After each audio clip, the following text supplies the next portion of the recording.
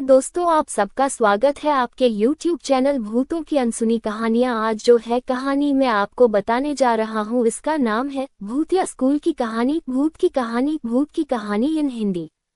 भूतिया स्कूल की कहानी। इस दुनिया में भूतों को लेकर बहुत सी कल्पनाएं की गई है, जिसे कुछ लोग आज भी सत्य ही समझते हैं। इसी भ्रम पर आधारित भूत की कहानी भय का भूत पाठकों को दहशत के मायाजाल से मुक्त करेगी। अपनी 12वीं की परीक्षा पास करने के बाद रीमा अपनी आगे की पढ़ाई के लिए शहर के एक कॉलेज में दाखिला लेती है। इसी कॉलेज के पास ही एक गर्ल्स हॉस्टल था, जिसका किराया कम होने की वजह से वहां कई लड़कियां रहती थी। हालांकि ये हॉस्टल हॉन्टेड माना जाता था। दरअसल 3 साल पहले इसी हॉस्टल में काम करते हुए एक मजदूर की जान चली गई थी और तभी से इस हॉस्टल में कोई न कोई भूतिया घटना होती रहती थी। हॉस्टल में रहने वाली लड़कियों को हिदायत दी गई थी कि रात के वक्त सभी अपने दरवाजे हमेशा बंद करके ही रखें।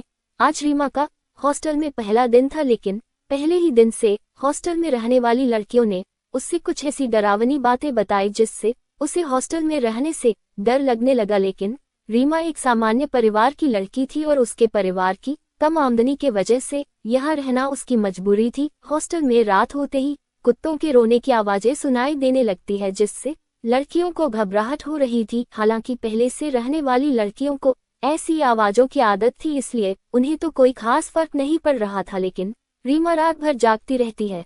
अगली सुबह रीमा अपने कमरे से बाहर निकलती है। उसे उसके कमरे के बाहर एक डरावनी गुड़िया रखी हुई दिखाई देती है।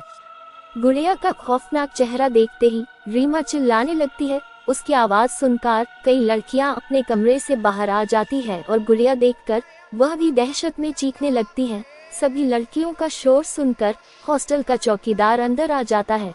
लड़कियां उससे पूछती है कि ये गुड़िया यहाँ किसने रखी। हॉस्टल का चौकीदार कहता है, मुझे पता नहीं, मैं तो रात भर अपनी ड्यूटी में था। मेरे सामने तो हॉस्टल के अंदर कोई भी नहीं आया। चौकीदार गुड़िया को उठाकर बाहर कचरे में फेंक देता है। रीमा का हॉस्टल में पहला अनुभव ही डरावना था। वह किसी कदर अपने डर को काबू में करते हुए बाकी लड़कियों के साथ अपने कॉलेज पहुंच जाती है। कॉलेज में सारा दिन हॉस्टल की उसी गुड़िया की चर्चाएं चल रही थी, जिससे रीमा का दिमाग खराब हो चुका था, क्योंकि वह पढ़ने आई थी लेकिन यहाँ उसे कुछ अलग ही माहौल मिल रहा था। कॉलेज की छुट्टी होते ही वह अपने हॉस्टल पहुंचकर कमरे का दरवाजा खोलती है।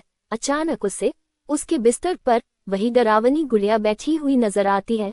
वह जोर जोर से हॉस्टल की लड़कियों को आवाज लगाती है और जैसे ही लड़कियां आकर देखती है वहां कुछ भी नहीं रहता। रीमा अपनी बात में जोर देते हुए कहती है, अभी मैंने उस गुड़िया को देखा था, पता नहीं कैसे अचानक गायब हो गई। रीमा धीरे धीरे डर के काबू में आती जा रही थी। हर रात उसे खौफनाक सपने आने लगते हैं। एक दिन रीमा सुबह सुबह अपने हॉस्टल से टहलने निकलती है। उसे हॉस्टल का चौकीदार किसी व्यक्ति से बात करते हुए दिखाई देता है, लेकिन जैसे ही उसकी नजर रीमा पर पड़ती है वह व्यक्ति वहां से भाग जाता है। उसे भागता देख रीमा को चौकीदार पर शक होता है, लेकिन वो उसे नजरअंदाज करके आगे बढ़ जाती है। कुछ देर बाद वापस आते ही रीमा देखती है कि चौकीदार वहां नहीं है, लेकिन उसका कमरा खुला हुआ है। वह चौकीदार के कमरे के अंदर घुस जाती है। ऐसी ही सच्ची और डरावनी कहानी को सुनने के लिए हमारे चैनल को सब्सक्राइब करें।